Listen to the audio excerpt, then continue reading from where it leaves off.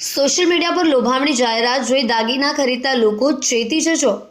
સુરતમાં રહેતા હરીશ સાકરસરિયાને કડોદરાના મોનિકા જ્વેલર્સનો કડવો અનુભવ થયો। જ્વેલર્સમાંથી ખરીદેલા દાગીનામાં 100%ની જગ્યા પર 36% ચાંદી હોવાનું સામે આવ્યું।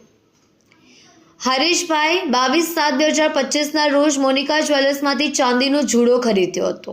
181 ગ્રામનો ચાંદીનો જુડો 25,500માં આપવામાં આવ્યો હતો। 118 રૂપિયા ચાંદીનો પર ગ્રામ ભાવ અને 18 રૂપિયા પર ગ્રામની મજૂરી બિલમાં દર્શાવવામાં આવી હતી।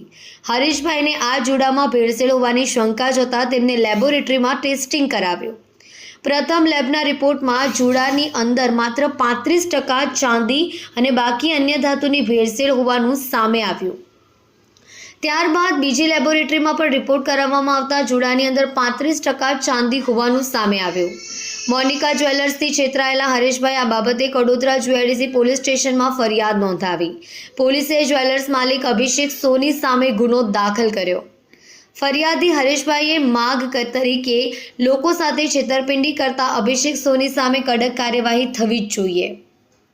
અભિષેક સોની પોતાના સોશિયલ મીડિયા પેજમાં લોભામણી જાહેરાતો આપી લોકોને ભેળસેળવાળા દાગીનાનું વેચાણ કરી છેતરપિંડી કરતા હોવાનું સામે આવ્યું।